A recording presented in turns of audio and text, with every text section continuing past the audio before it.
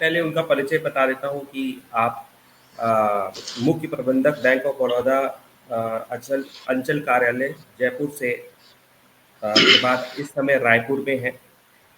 और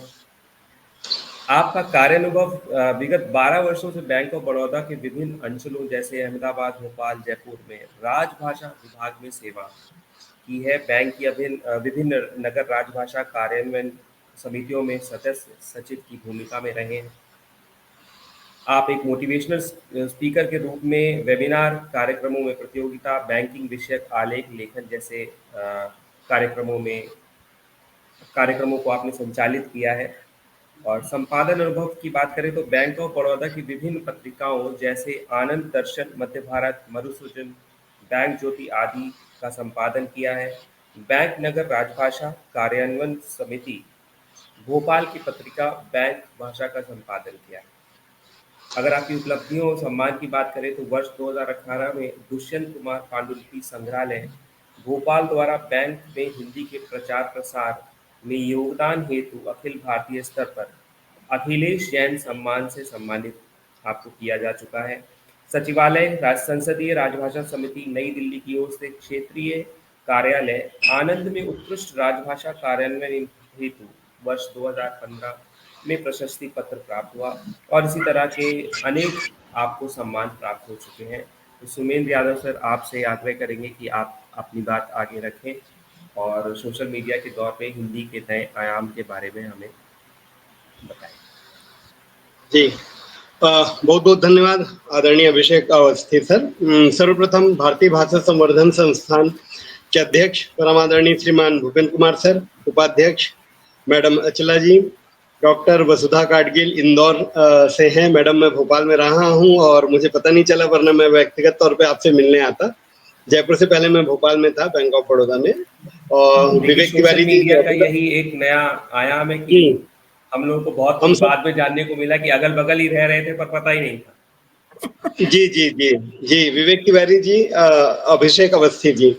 आप सब इतने विद्वज्जन हैं। आप सबों के सामने मैं बहुत ही छोटा हूं कि मैं आप लोगों के सामने कुछ कह सकूं, लेकिन हाँ,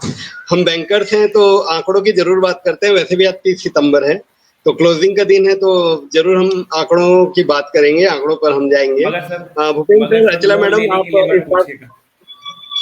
जी, भूपेंद्र सर, अचला मैडम, आप लोग इस बात से वाकिफ होंगे कि परिवर्तन प्रकृति का नियम है और जैसे जैसे सूरज ढलता है, कल कुछ ना कुछ नया जरूर चीज आता है। यदि हम भारत की बात करें, यदि हम भारतीयता की बात करें, यदि हम हिंदी भाषा की बात करें, तो ये भी जैसे जैसे परिवर्तित होती गई, सूरज जैसे जैसे ढलता गया, इसमें भी परिवर्तन आया। यदि हम सामान्य तौर पे बात करें, साहित्य की बात नहीं करें, एक आम जनमानस की बात करें, तो देखिए, पहले जो भारत में एक परिवर्तन का जो बिगुल बजा था स्वतंत्रता संग्राम के बाद, वो था रेडियो का आना। और रेडियो जब आया तो भारतीय पूरे न केवल भारत में भारतीय गीत, बल्कि विश्व पटल पर भारतीय गीत और संगीत का दबदबा होने लगा। अभी मैं अपने आप को भाग्यशाली समझता हूँ सर कि भारत सरकार द्वारा अखिल भारतीय जो राजभाषा सम्मेलन पिछले 3 वर्षों से हो रहा है, उसमें मुझे प्रतिभागिता करने का अवसर मिला। तो उसमें डॉक्टर कुमार विश्वास को हमने प्रत्यक्ष सुना, अनुपम खेर जी को सुना, सुधांशु त्रिवेदी जी को सुना,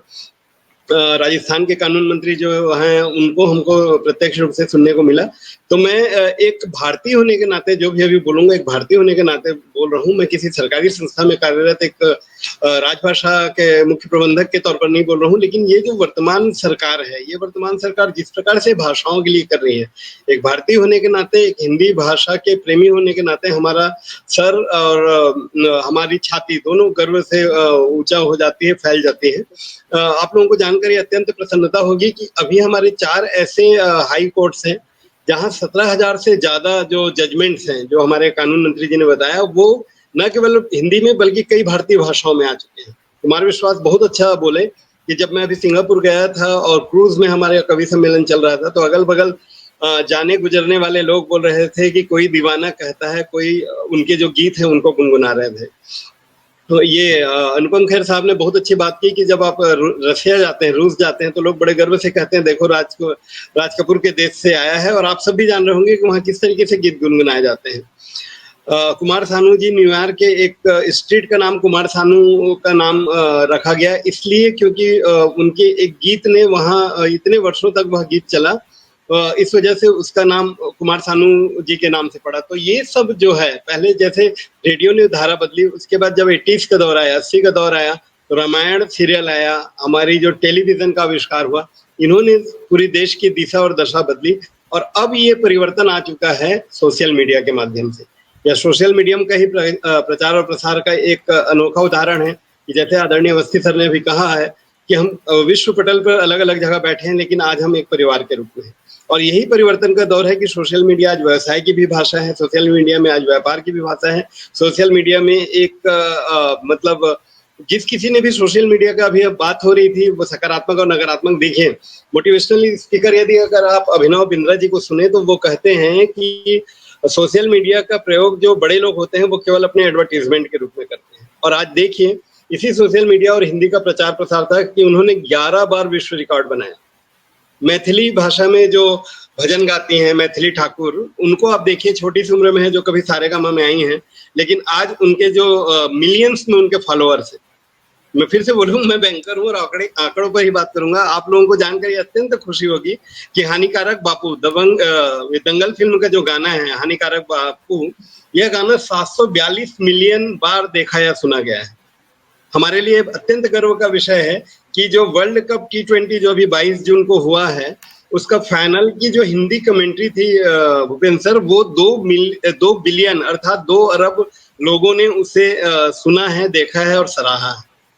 और इसी प्रकार अगर हम हिंदी हाइलाइट्स की बात करें, चाहे वो हमारे यूट्यूब के माध्यम से हो, चाहे हॉटस्टार के माध्यम से हो, तो इसके जो हाइलाइट्स थे 1.5 बिलियन थे। आप लोगों को जानकर अत्यंत प्रसन्नता होगी कि हनुमान चालीसा जो हरिहरन के द्वारा गाया गया हनुमान चालीसा है, 2.08 बिलियन लोग इसको सुन चुके हैं, जो विश्व में अभी तक यूट्यूब में सुने गए जो रिकॉर्ड्स हैं उसमें चौथे पायदान पर आता है। तो ये सोशल मीडिया ने न केवल हिंदी का प्रचार प्रसार किया है, मुझे लगता है उन्होंने भारतीय भाषाओं का प्रचार प्रसार किया है, उन्होंने भारतीयता का प्रसार किया है, उन्होंने एक वास्तव में संपूर्ण वसुधा को एक परिवार के रूप में ला करके रख दिया है। कहते हैं ना कि एकोपि राजा पूज्यते विद्वान सर्वत्र पूज्यते। हमारे सुभाषित में एक और अच्छा श्लोक है कि महाजने गते येन स पंथा, हम लोग बचपन में पढ़ते थे कक्षा 7 में, मुझे याद है। उसका अर्थ ये होता है कि जो बड़े लोग जैसा करते हैं ना, सारी दुनिया उनको फॉलो करती है। अगर मैं जैसा काम करूंगा, मेरे बच्चे उसको फॉलो करेंगे। एक क्लास टीचर आप देखेंगे, चाइल्ड साइकोलॉजी भी होती है कि जब भी एक बच्चा, चाहे वो छोटे स्कूल में पढ़े, सरकारी में पढ़े या कॉन्वेंट में पढ़े,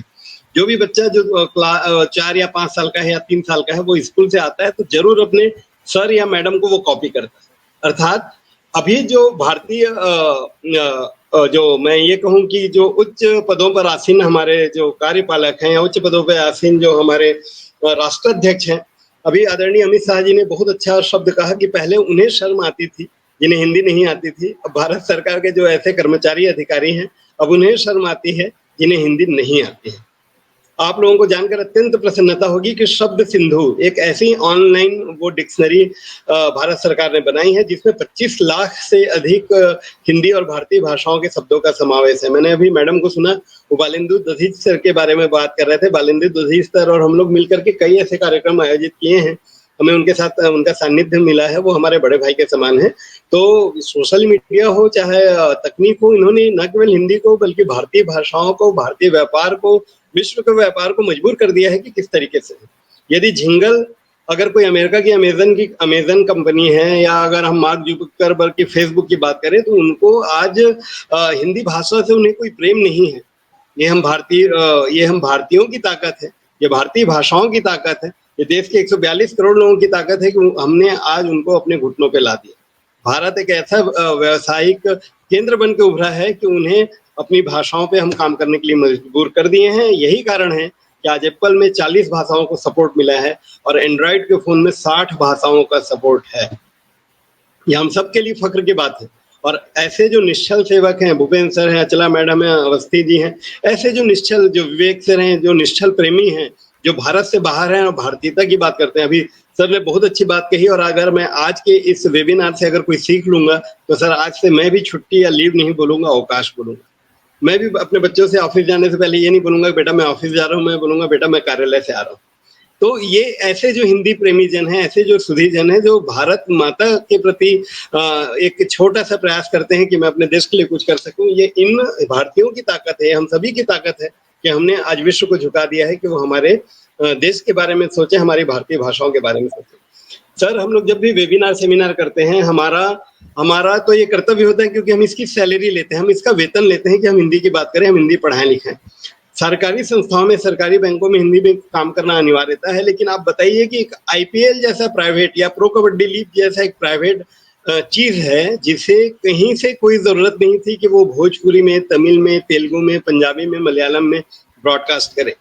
ये हमारी ताकत थी, ये भारतीयता की ताकत थी, ये भारतीय लोगों की ताकत थी कि हमने उनको मजबूर कर दिया।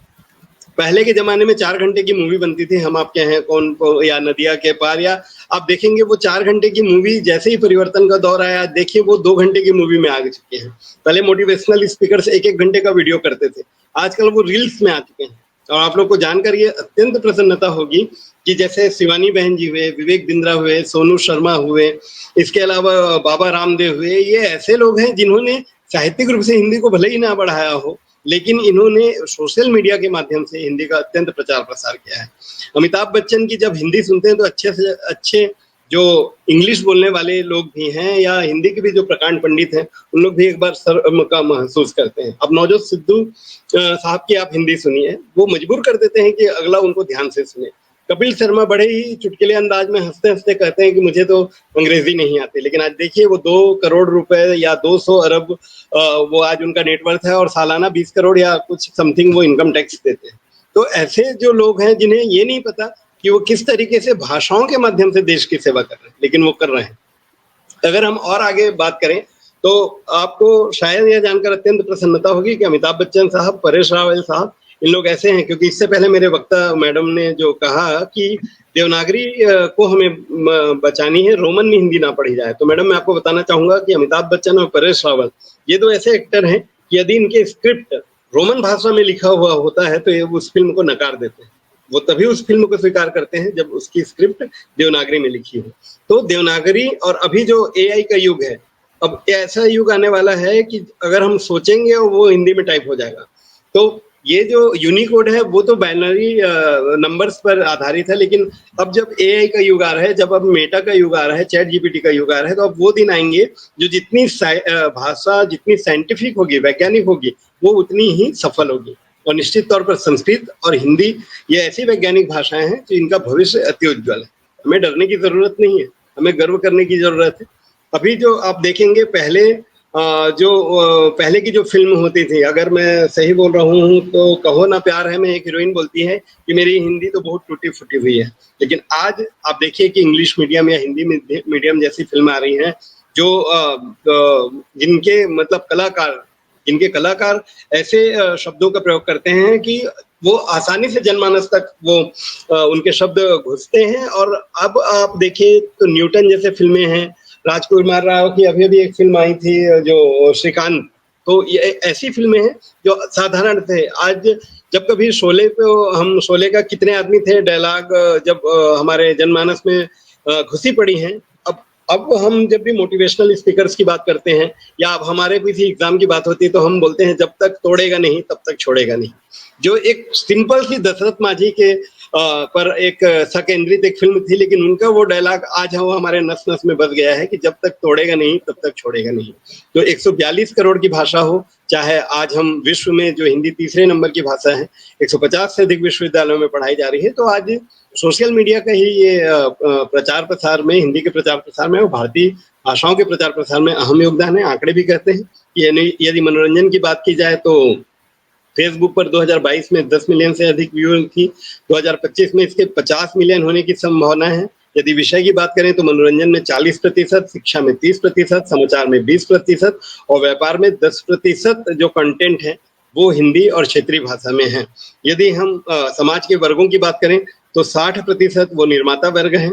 30% ब्रांड के लोग सोशल मीडिया का उपयोग कर रहे हैं और 10% मीडिया में जो है कंपनियां उपयोग कर रहे हैं। जैसे अगर मैं बैंक की बात करूं तो आज हमारे पास 54 करोड़ जनधन के खाते हैं, पूरी बैंकिंग इंडस्ट्री में 54 करोड़ जनधन के खाते हैं और ये आदरणीय मुकेश अंबानी से लेकर के एक छोटा सा गाँव में कपाता हुआ 85 साल का वृद्ध जिसका नाम मुकेश कुमार साहू है, अगर वो आते हैं तो उनके लिए भी वो भाषाएँ उनके जो हमारे लीफलेट्स होते हैं, विज्ञापन होते हैं, प्रचार की भाषाएँ होती हैं, उन भाषाओं में होनी चाहिए जिनको वो समझ सकें। और किसी भी देश का नागरिक उस देश की भाषा को ही समझ सकता है और इसी कारण से आप देखेंगे तो आरबीआई के जो विज्ञापन आते हैं या हमारे बैंकों के जो विज्ञापन होते हैं, वो अनिवार्य रूप से यहाँ तो अनिवार्यता भी है कि वो क्षेत्रीय भाषाओं में रहे। हिंदी के समाचार पत्रों में हिंदी का विज्ञापन होना ही होना है और अंग्रेजी के समाचार पत्रों में अंग्रेजी का विज्ञापन है। तो सोशल मीडिया का ही ये ज़माना है जिसकी वजह से हम सब इतना आगे बढ़ पाए हैं और यदि और अगर अपन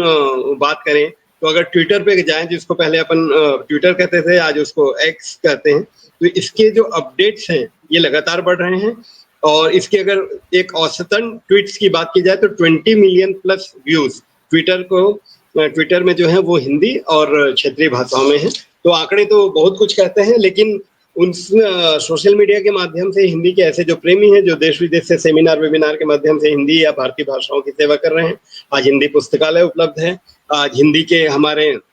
अगर देखें तो क्विज कॉन्टेस्ट जैसे अचला मैडम भूपेंद्र सर ले रहे हैं, ये हैं, लेखन प्रतियोगिताओं की संख्या बढ़ गई है, ऑनलाइन रेडियो, ऑनलाइन पॉडकास्ट, ये सब ऐसे लोग हैं जिन्हें ये नहीं पता कि वो भले ही अपने स्वार्थ के लिए काम कर रहे हैं, पॉडकास्ट जो करा रहे हैं या जो बड़े-बड़े सेलिब्रिटीज़ का जो इंटरव्यू कर रहे हैं, भले ही उनमें उनका स्वार्थ हो कि वो अपने व्यूज़ बढ़ाएँ या अपनी आर्थिक स्थिति को बढ़ाएँ, लेकिन हाँ, कहीं न कहीं प्रत्यक्ष परोक्ष रूप से वो जैसे अचला मैडम और भूपेंद्र सर निस्वार्थ भाव से हिंदी की सेवा कर रहे हैं, उसी प्रकार उन लोगों का भी देश की भाषाओं में और प्रचार-प्रसार में उनका योगदान है। तो मेरे हिसाब से सोशल मीडिया ने बिल्कुल पूरी धारा, पूरी दशा और दिशा देश की हिंदी की और भारतीय भाषाओं की बदल दी है। जी, बहुत-बहुत धन्यवाद सोमेन सर और बड़ा अच्छा लगा आपने सांख्यिकी के साथ, आंकड़ों के साथ बात करी, उदाहरण के साथ बात करी क्योंकि मैं एक शिक्षक हूँ